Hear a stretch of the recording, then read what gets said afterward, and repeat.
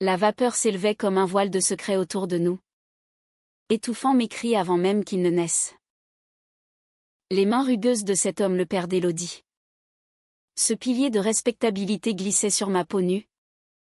Un geste qui n'avait rien d'accidentel. Tout de malveillance calculée. Dans cet instant suspendu, entre la chaleur suffocante du sauna et le froid glacial de la trahison, je compris que l'amour, ce mirage si pur avec sa fille, venait de se briser en 1000 éclats irrécupérables. Barcelone, cette ville aux veines de feu et de sel, m'avait attiré comme un aimant invisible dès mon arrivée.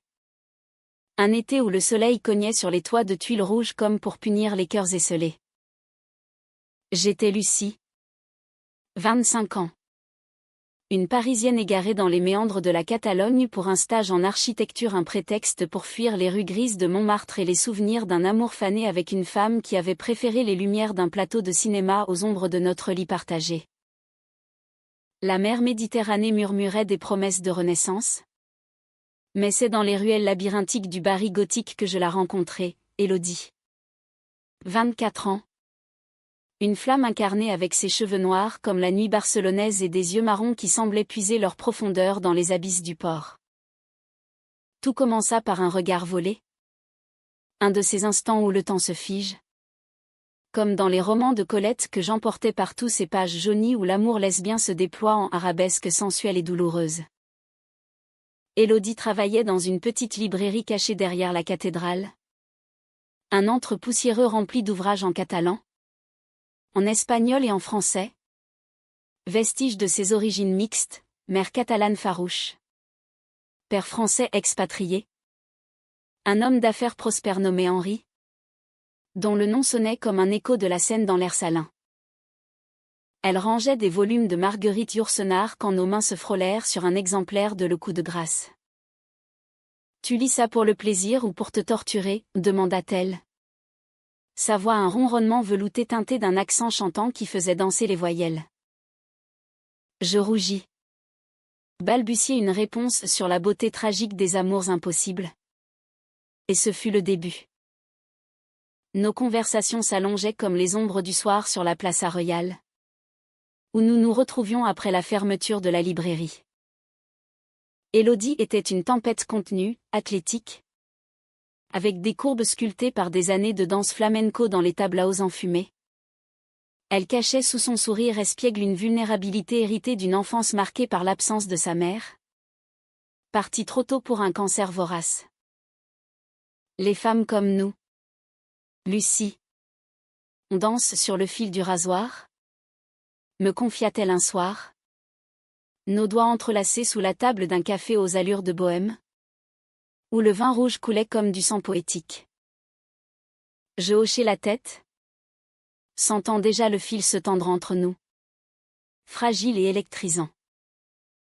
Les jours se muèrent en nuit volée. Notre premier baiser eut lieu sur la plage de la Barceloneta, au clair de lune, avec le bruit des vagues comme unique témoin. Ses lèvres étaient salées, chaudes. Un mélange de mer et de désir qui me fit chavirer. « Reste avec moi », murmura-t-elle contre ma bouche. Et je promis. Ignorant que ce « moi » incluait non seulement son corps, mais toute une toile d'ombre familiale. Élodie vivait encore chez son père, dans une villa moderniste perchée sur les collines de Gracia, un havre de marbre blanc et de baies vitrées où Henri régnait en maître incontesté. Il était ce genre d'homme que l'on admire de loin, la cinquantaine élégante. Cheveux poivre et sel impeccablement coiffés. Costume sur mesure même pour un dîner familial. Et un rire tonitruant qui masquait. Je le découvrirai plus tard. Des abysses de solitude. Au début, Henri m'accueillit avec une chaleur paternelle feinte. Ma fille a enfin trouvé quelqu'un qui la mérite. Lança-t-il lors de notre premier repas ensemble? Un paella fumant arrosé de cava pétillant. Élodie roula des yeux. Mais je sentis une pointe de fierté dans son geste quand elle posa sa main sur ma cuisse sous la table. Les dîners se succédèrent, ponctués de discussions sur l'art nouveau de Gaudí. Les vins bordelais qu'Henri importait. Et les voyages en France qu'il promettait de nous offrir. Vous deux. Vous formez un tableau parfait. Comme dans ces films de Truffaut. Plaisantait-il. Ignorant ou feignant l'ignorer la nature profonde de notre lien. Pour Élodie. Il était le roc inébranlable, pour moi. Un énigma poli. Un Français transplanté qui parlait de Paris avec une nostalgie qui me touchait. Évoquant les quais de la Marne où il avait grandi. Mais sous cette surface lisse, des fissures apparurent. Élodie me confia un soir, lové contre moi dans son lit au drap de lin froissé, que son père avait toujours été possessif. Il m'a élevée seule. Tu sais. Maman partie. Il m'a vue comme sa petite princesse. Et parfois, je me demande s'il ne m'a pas un peu trop gardée pour lui. Ces mots planaient comme un avertissement. Mais l'amour est aveugle. Et je l'ai balayé d'un baiser. Nos nuits étaient un feu d'artifice, ses mains explorant ma peau avec une tendresse féroce. Nos corps entrelacés dans la moiteur des étés catalans, où l'air chargé d'odeurs d'oranger et de jasmin nous enveloppait comme un sortilège. Elle me murmurait des poèmes de Lorca en espagnol, sa voix brisée sur les mots d'amour maudits. Et je lui répondais en français. Citant Sagan, l'amour est une bataille perdue d'avance. Nous rions, ignorant la bataille qui se profilait. C'est ainsi que je m'intégrais à leur monde. Ignorant les regards trop appuyés d'Henri quand je portais une robe légère dans le jardin suspendu de la villa. Il insistait pour que je l'appelle Papa Henri. Un diminutif qui sonnait faux dans ma bouche. Comme un mensonge sucré. Élodie. Absorbée par son travail et nos escapades d'une semaine à Sitges, où nous dansâmes nus sous la lune sur une plage déserte, ne remarquait rien. Ou peut-être choisissait-elle de ne pas voir. L'été avançait. Lourde chaleur. Et Henri proposa un soir, après un dîner arrosé, une sortie au spa thermal de Calde de Montbuis. Un ancien établissement romain niché dans les collines.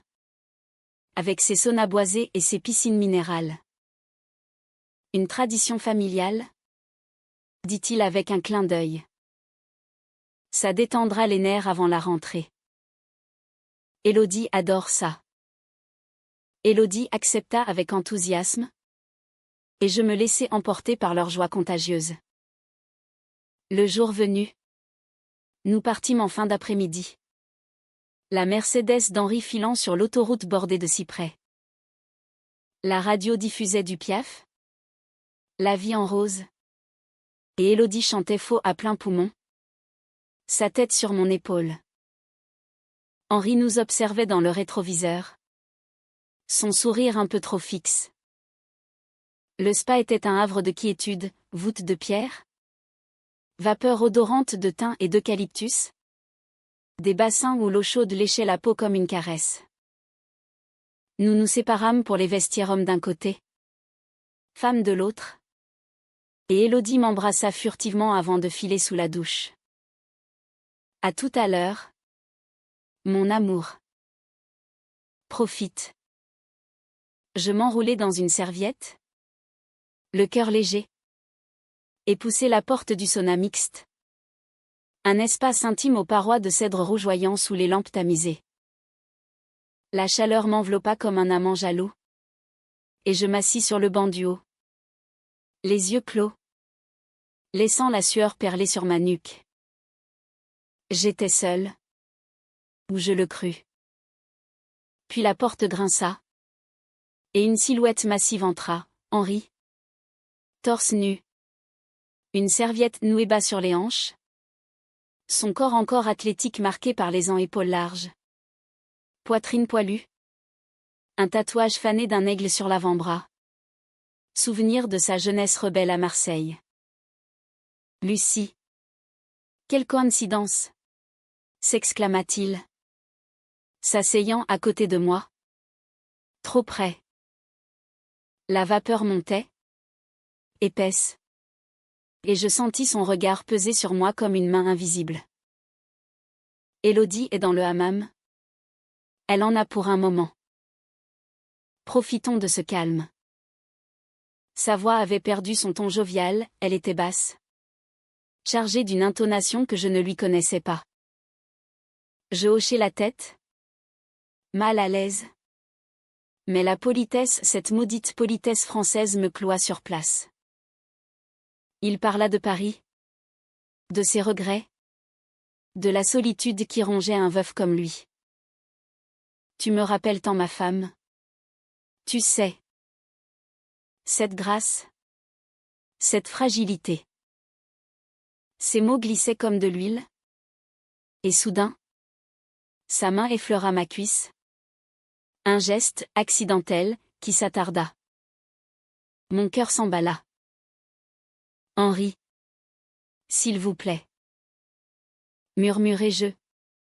Reculant. Mais le banc était étroit. Et la porte semblait à des lieues. Il se pencha. Son souffle chaud contre mon oreille, chut. Petite. C'est notre secret. Élodie n'en saura rien. Tu es si belle. Si vivante. Laisse-moi te montrer ce qu'est un vrai homme. La nausée monta, mêlée à la peur. Ses doigts s'insinuèrent sous ma serviette. Possessif. Et je le repoussai d'un geste brusque. Ma paume claquant contre sa poitrine. Arrêtez, criai-je. La voix étouffée par la vapeur. Il rit. Un rire gras. Mais ses yeux trahissaient une fureur contenue. Tu crois que ma fille te mérite? Elle est à moi. Avant tout. Et toi?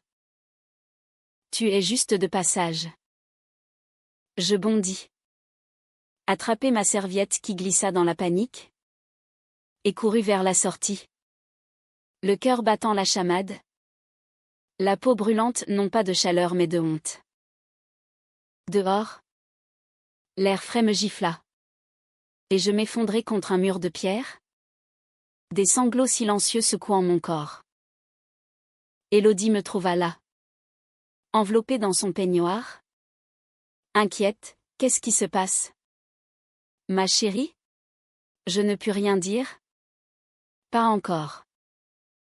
Le secret pesait comme un boulet. Et avec lui.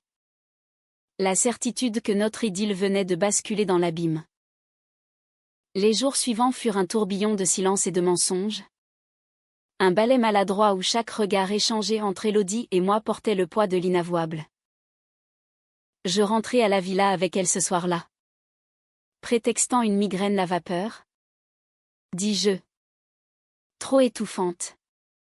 Et Henri nous raccompagna sans un mot. Son sourire de façade intact. Comme si rien n'avait eu lieu. Dans la voiture.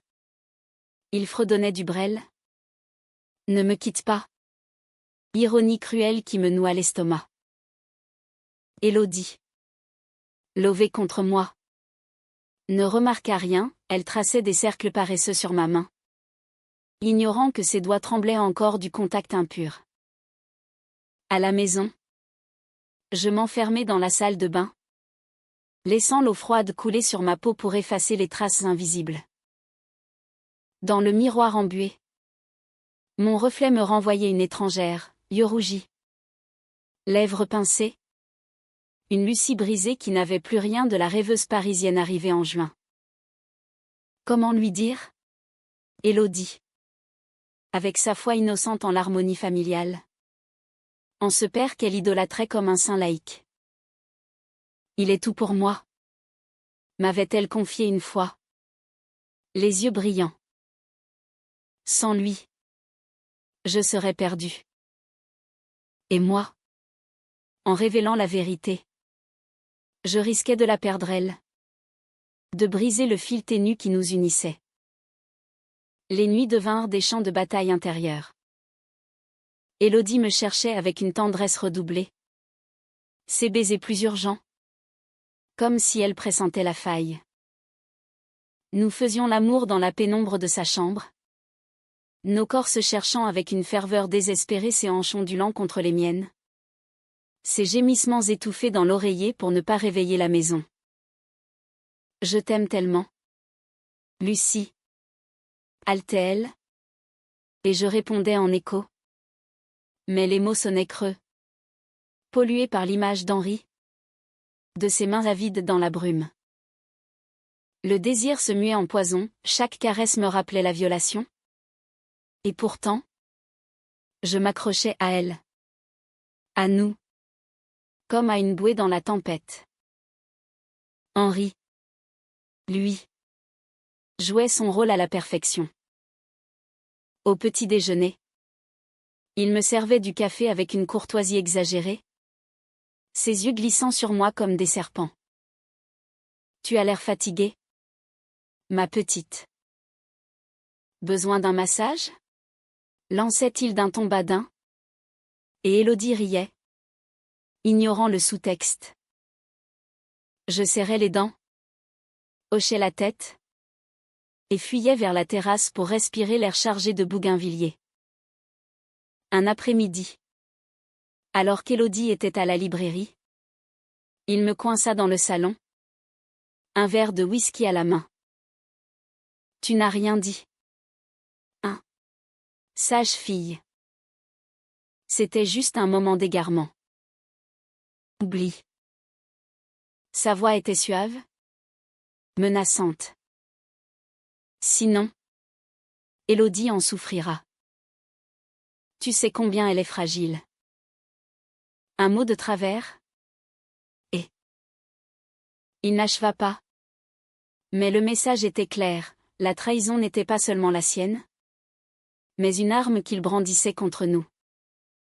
Je passais des heures à errer seul dans Barcelone, cherchant refuge dans les églises gothiques où les vitraux filtraient la lumière en éclats colorés, comme des fragments d'un cœur brisé. À la Sagrada Familia, inachevé comme mon âme. Je m'assis sur un banc de pierre et pleurai en silence, implorant une clémence divine que je n'avais jamais crue. Les touristes passaient, indifférents. Et je me demandais, étais-je la victime ou la complice? En taisant ce poison pour préserver l'illusion? Le soir, de retour, Élodie me lisait des extraits de l'amant de Duras. Sa voix caressante évoquant Hanoï et les passions coloniales. Et je feignais l'extase. Mais intérieurement, je hurlais. Le conflit couvait, prêt à éclater. Élodie commença à remarquer mes silences, mes nuits agitées. Qu'est-ce qui t'arrive? Lucie, tu es ailleurs? Comme si un fantôme te hantait. Nous nous disputions pour des riens, un retard? Un regard fuyant. Et nos réconciliations étaient des tempêtes de chair et de larmes, où l'amour se heurtait à la peur. Une nuit. Après une étreinte particulièrement violente, elle se redressa sur un coude, ses cheveux en cascade sur ses seins nus, et me fixa, c'est à cause de papa. N'est-ce pas? Il t'intimide? Mon cœur s'arrêta. J'hésitais. Les mots au bord des lèvres. Mais la menace d'Henri me scella la bouche. Non. Ma chérie. C'est juste. Le mal du pays. Mais le destin, ce farceur cruel à la manière de Maupassant, intervint. Une semaine plus tard, lors d'une fête familiale dans la villa, on fêtait l'anniversaire d'Élodie. Avec des invités triés sur le volet, des cousins catalans et des amis français d'Henri. L'alcool coula à flots. Et les langues se délièrent. Je m'étais isolé dans le jardin, un verre de sangria à la main, observant les guirlandes lumineuses qui dansaient comme des lucioles. Henri s'approcha, éméché, son col de chemise ouvert révélant la chaîne en or qu'il portait toujours. Un pendentif en forme de cœur cadeau de sa défunte épouse. Ironie suprême. Viens danser? Lucie. Grogna-t-il, m'attrapant le bras. Son emprise était ferme, possessive, et dans un éclair de panique, je me dégageai violemment, renversant mon verre sur sa chemise. Les invités se turent, et Élodie accourut, alarmée. « Qu'est-ce qui se passe ?» demanda-t-elle. Son regard passant de son père à moi. Henri rit. Essuyant le vin, rien. Ma puce. Ta petite amie est un peu nerveuse ce soir. Mais ses yeux, injectés de sang, me fusillaient. Élodie fronça les sourcils, me prenant à part près de la piscine scintillante. Dis-moi la vérité. Lucie. Je te sens distante depuis le spa. Papa a dit quelque chose? Fait quelque chose? Les mots jaillirent enfin. Un torrent libérateur, il m'a touché. Élodie. Dans le sauna. Il a essayé de. Ma voix se brisa. Et elle pâlit. Son visage se décomposant comme une statue de sel sous la pluie. Non. Impossible. Papa? Murmura-t-elle. Incrédule. Mais la douleur dans mes yeux la frappa comme une gifle. Elle se rua vers lui. Au milieu des invités médusés. Et l'accusa d'une voix chevrotante. C'est vrai? Dis-moi que ce n'est pas vrai. Henri blêmit. Balbutia des dénégations à malentendu. De l'humour maladroit. Mais les fissures étaient béantes. La fête s'acheva en chaos, invités fuyant. Cousins murmurant. Et Élodie. Dévastée. S'enfermant dans sa chambre avec moi. Nous pleurâmes ensemble cette nuit-là. Nos corps enlacés dans un cocon de chagrin. Où l'amour se mêlait à la trahison comme du vin versé sur de la soie. Le lendemain. La tempête éclata pour de bon. Henri nia tout en privé. Jurant sur la mémoire de sa femme. Mais Élodie. Blessée au plus profond. Exigea des explications. Tu as toujours été possessif? Papa. Mais ça. C'est monstrueux. Hurla-t-elle dans le salon. Où les meubles design semblaient moqueurs dans leur perfection froide. Il contre-attaqua. Les larmes aux yeux fins tout sincères? Accusant l'alcool. La solitude. Et moi, cette fille te manipule. Élodie. Elle veut nous séparer. Les mots fusaient comme des coups de poignard. Et je restais en retrait. Spectatrice d'un drame oedipien qui me dépassait. Élodie choisit son camp, le mien. Elle nous chassa de la villa. Bagage hâtivement fait. Et nous louâmes un petit appartement dans l'Exemple. Un nid précaire aux murs lézardés mais au balcon fleuri de géranium. Là. Dans l'intimité retrouvée. Notre amour se forgea dans le feu du scandale. Les nuits étaient des confessions interminables, elle pleurait son père perdu. Je soignais mes plaies invisibles. Pardonne-moi de ne pas avoir vu. Murmurait-elle. Ses lèvres sur mes cicatrices imaginaires. Et je pardonnais. Car l'amour, ce fol entêtement, nous liait plus fort que jamais. Mais la trahison n'était pas finie, Henri. Piqué au vif. Ourdissait dans l'ombre. Et bientôt, les ombres s'allongèrent sur notre fragile bonheur. L'appartement de l'Exemple devint notre sanctuaire. Un cocon tissé de rires forcés et de silences complices.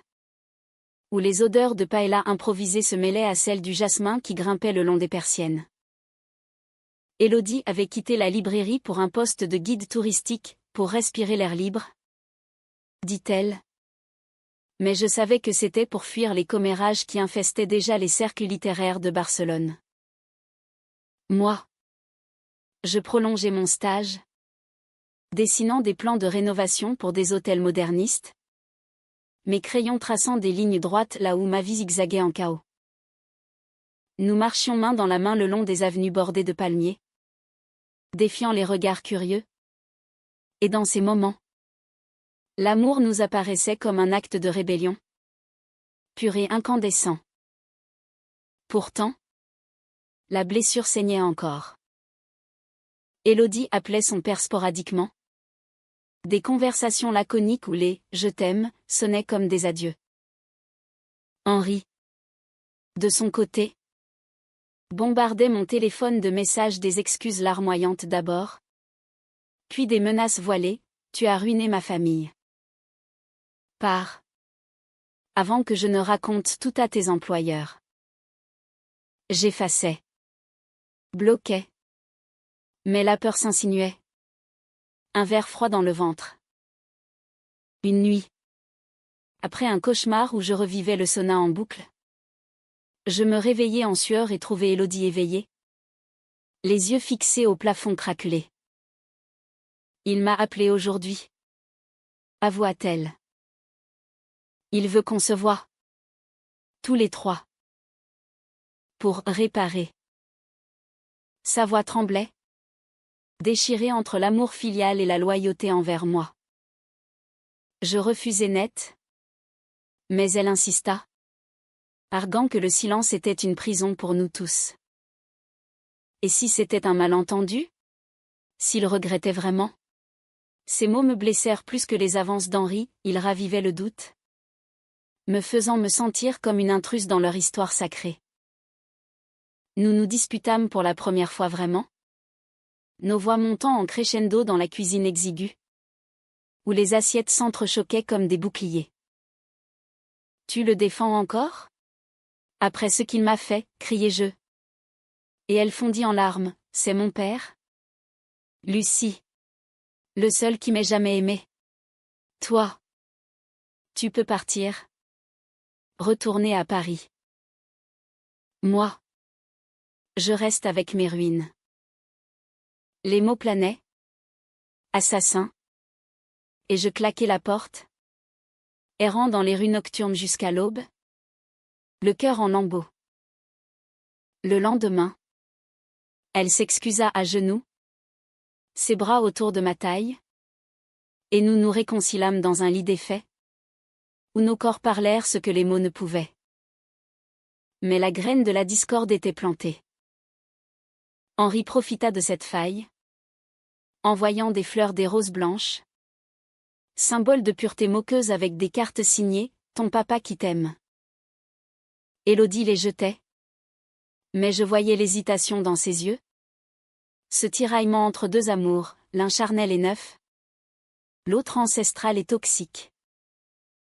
Les semaines passèrent en faux semblant, nous allions au cinéma voir des films de Varda, Cléo de 5 à 7, et rions des héroïnes en quête d'identité. Mais la nuit, elle se tournait et se retournait, hantée par des souvenirs d'enfance, Henri la portant sur ses épaules lors des fêtes de la Mercey. Ces histoires de marins provençaux. Le chaos trao survint un soir de novembre pluvieux, quand le ciel de Barcelone se déchira en trombe d'eau, transformant les Ramblas en rivières furieuses. J'étais rentré tard d'un chantier, trempé jusqu'aux os, et trouvé l'appartement vide. Une note sur la table, je vais le voir. Juste pour parler. Je t'aime. La panique me submergea, je courus sous la pluie, élant un taxi pour la villa de Gracia, mes vêtements collant à la peau comme une seconde trahison. En arrivant, je vis la Mercedes garée, et par les baies vitrées, la scène se déploya comme un tableau de Goya, Élodie et Henri dans le salon, enlacés non pas en dispute, mais en une étreinte qui semblait intime? Non. Impossible. Je frappai à la porte, dégoulinante, Et ils s'écartèrent. Surpris. Lucie, s'exclama Élodie. Courant vers moi. Mais Henri la retint. Son bras autour de ses épaules comme une chaîne. Parfait timing, dit-il d'une voix suave. On discutait justement de toi. De comment tu as tout gâché. Les mots me frappèrent comme la foudre. Élodie. Pâle. Balbutia, il m'a dit. Que tu l'avais provoqué au spa. Que c'était ta faute. Pour attirer son attention. Mon monde s'effondra. La trahison n'était plus seulement physique, elle était verbale. Un poison distillé pour nous diviser. Mensonge, hurlai-je. Avançant vers lui. Les poings serrés. Il m'a agressé. Élodie. Demande-lui pourquoi il tremble maintenant. Henri ricana. Mais ses yeux trahissaient la peur. Prouve-le. Il n'y a que ta parole contre la mienne. Et Élodie sait qui je suis. Elle hésita. Déchirée. Et ce fut ce regard, ce doute fugace qui me brisa. La pluie redoublait dehors, martelant les vitres comme un cœur funèbre. Choisis, dis-je d'une voix étranglée. Lui ou moi. Élodie pleura. S'effondra à genoux, je ne peux pas. Pas comme ça. Henri, triomphant, posa une main sur sa tête, comme un père bénissant sa brebis égarée. Je tournai les talons, fuyant dans la nuit. Le cœur en cendres, ignorant que cette fuite serait le pivot de notre salut ou de notre perte. Les jours suivants furent un enfer solitaire. Je squattais un hôtel bon marché près du port, évitant les appels d'Élodie. Me noyant dans le travail et l'absinthe diluée dans des bars de marins. Barcelone. Autrefois amante. Se muait en geôlière, ses rues me rappelaient nos promenades. Ses places nos baisers volés.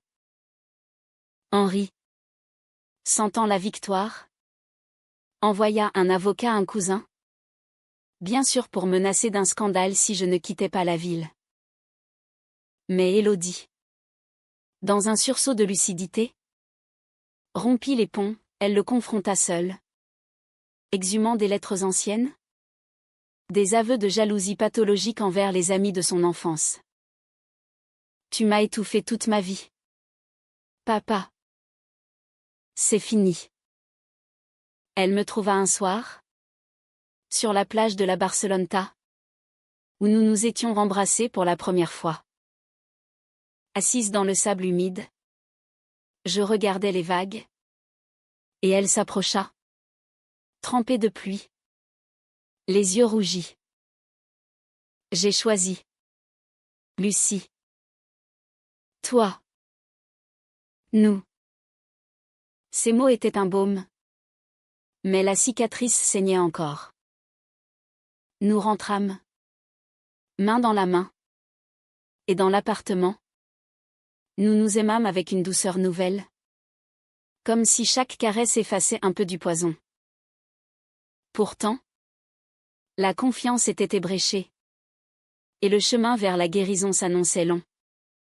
Pavé de doutes et de pardons. L'hiver s'installa sur Barcelone comme un manteau de mélancolie. Avec ses vents chargés de sel qui fouettaient le front de mer et ses marchés de Noël illuminés de guirlandes tristes. Élodie et moi avions reconstruit notre nid. Pierre à pierre, des dîners aux chandelles où nous parlions d'avenir, un voyage à Paris. Peut-être. Ou une librairie à nous dans le Raval. Et des thérapies de couple improvisées avec du vin chaud et des confessions au coin du feu. Elle avait coupé les ponts avec Henri, ne répondant plus à ses appels suppliants. Et il s'était retranché dans sa villa. Un fantôme errant dans ses propres couloirs. Les rumeurs couraient, il vendait l'affaire familiale. Partait pour la France. Fuyant ses démons. Mais la guérison n'était pas linéaire, des rechutes nous assaillaient. Des nuits où Élodie se réveillait en pleurs, hantée par l'image de son père brisé. Et si j'avais exagéré? S'il était vraiment seul, murmurait-elle. Et je la serrais contre moi, rappelant les faits comme un mantra, la main dans le sauna. Les mensonges. La manipulation. Mon propre trauma ressurgissait en écho des cauchemars où la vapeur m'engloutissait. Où des mains anonymes me retenaient. Pourtant, dans ces ténèbres, notre amour mûrissait, passant de la passion juvénile à une tendresse adulte, humaniste, où le pardon n'était pas amnésie mais choix conscient. Un matin de décembre, une lettre arriva manuscrite, cachetée d'un sceau en cire rouge, comme dans les romans de Proust. Élodie l'ouvrit d'une main tremblante, c'était d'Henri. Pas d'excuses larmoyantes cette fois. Mais une confession nue, ma fille chérie. J'ai été un monstre. Forgé par la perte de ta mère et ma propre peur de te voir t'envoler. Ce que j'ai fait à Lucie est impardonnable. Un acte de jalousie maladive envers votre bonheur. Je pars demain pour Marseille. Pour me soigner.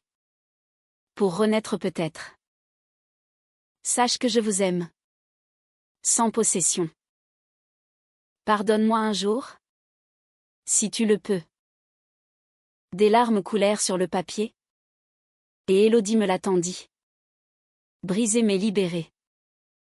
Nous allâmes ensemble à la Sagrada Familia ce jour-là. Sous un ciel d'ardoise.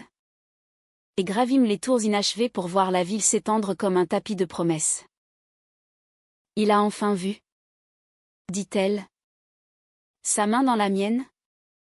Et je hochai la tête. Sentant un poids s'envoler. Le soir. Nous dînâmes dans un petit restaurant de la Ribera. Aux chandelles vacillantes. Et trinquâmes à l'avenir, à nous. Sans ombre. Nos lèvres se trouvèrent sur le seuil de l'appartement. Un baiser lent. Profond. Chargé de tous les manques comblés. Dans le lit. Nos corps se mêlèrent avec une sensualité renouvelée, ses doigts traçant des cartes sur ma peau. Mes lèvres explorant les courbes qu'elle offrait comme un trésor. L'orgasme vint comme une vague douce. Un lâcher-prise. Et nous nous endormîmes enlacés. Le monde enfin en paix. Le printemps revint. Fleuri et insolent. Et avec lui. Une nouvelle Élodie, elle lança un blog sur la littérature lesbienne catalane. Mêlant Yourcenar à des autrices locales. Et je l'aidai. Mes dessins illustrant ses textes comme des ex-voto. Henri nous écrivit sporadiquement des nouvelles sobres de sa thérapie en Provence. Des regrets sincères. Et un jour, Élodie répondit. Un mot bref mais ouvert, guéris-toi. Nous aussi. Pas de réconciliation hâtive. Mais un pas vers l'humanité. Vers cette compassion qui définit les amours durables. Un an plus tard. Presque jour pour jour. Nous retournâmes au spa de Calde de Montbuis non pour exorciser. Mais pour Reclin. Assise dans le hammam. Enveloppée de vapeurs bienveillantes. Nous rîmes des fantômes chassés. Regarde-nous. Murmura Élodie. Ses yeux pétillants. Deux folles amoureuses. Survivantes d'un drame à la française. Je l'embrassai. Et dans ce baiser, il y avait tout, le feu de la passion. La douleur de la trahison. La grâce du pardon. Dehors, la Catalogne s'étendait. Éternelle et indifférente. Mais pour nous, elle était un chapitre clos. Un prologue à l'infini. Et ainsi, dans les veines de cette ville hybride, notre histoire s'inscrivit, un roman lesbien. Dramatique et humain. Où l'amour triomphe non par miracle. Mais par acharnement. Par choix. Car en fin de compte, comme le disait si bien Camus, dans cet absurde joyeux, nous sommes responsables de notre bonheur et du sien.